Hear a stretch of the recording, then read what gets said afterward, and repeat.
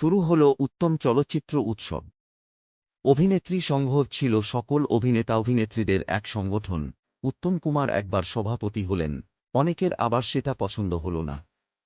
চরম পর্যায়ে মন কষাকষি পৌঁছতেই উত্তম কুমারকে দেওয়া হল চোরের অপবাদ। অভিমানে বেরিয়ে এসে ময়রা স্ট্রিটে সুপ্রিয়া দেবীর বাড়িতে গঠন করলেন শিল্পী সংসদ। সকলেই প্রায় যুক্ত হলেন সেখানে। এই ইতিহাস তুলে ধরলেন সংগঠনের বর্তমান সহ সভাপতি তথা অভিনেত্রী মাধবী মুখোপাধ্যায়। ২৪ জুলাই লন্ডনে উত্তম কুমারের ৪৫তম তিরোধান দিবসে উত্তম চলচ্চিত্র উৎসবের সূচনা মঞ্চে। সেই সংসদ এখনও সমহিমায় চলছে, সাহায্যের হাত বাড়িয়ে দিচ্ছে দুস্থ শিল্পীদের দিকে। ক্যান্সার সহ বিভিন্ন রোগের চিকিৎসাতেও পাশে থাকে তারা। নবীন শিল্পীরাও যোগ দিয়ে এগিয়ে নিয়ে চলছে সংসদকে, বললেন সম্পাদক সাধন বাগচি। অনুষ্ঠানে উপস্থিত ছিলেন অভিনেতা শঙ্কর ঘোষ, পরিচালিকা রেশমী মিত্র, গায়ক দীপঙ্কর ভট্টাচার্য সহ অন্যান্যরা। পরিচালক ধ্রুব বন্দ্যোপাধ্যায় মুখ্য অতিথি হিসেবে চলচ্চিত্র উৎসবের উদ্বোধন করেন। অভিনেত্রী রত্না ঘোষাল তুলে ধরেন তাঁর উত্তমদার সঙ্গে অভিনয়ের অভিজ্ঞতা।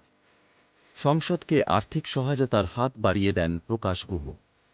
ওই দিন রবীন্দ্র সদনে সংস্থার পক্ষ থেকে গানে কবিতায় স্মৃতিচারণে মহানায়ককে স্মরণ করা হয়। বিভিন্ন পুরস্কার প্রদান করা হয় ওই মঞ্চে। প্রবীণদের সঙ্গে নবীনদের অংশগ্রহণ বুঝিয়ে দিয়েছে উত্তম স্বপ্নের প্রবাহ।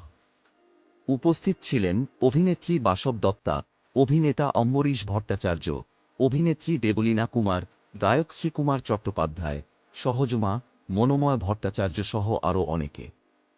নন্দনে ১৫ দিন ধরে চলবে উত্তম কুমারের সিনেমা। শুরু হয় ৭৪.৫ দিয়ে।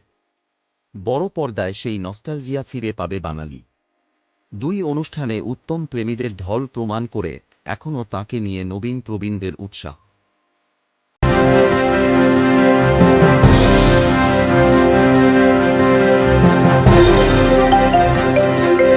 সংগ্রামের একমাত্র হাতিয়ার আলিপুর বার্তা, কথায় না কাজে বিশ্বাসী।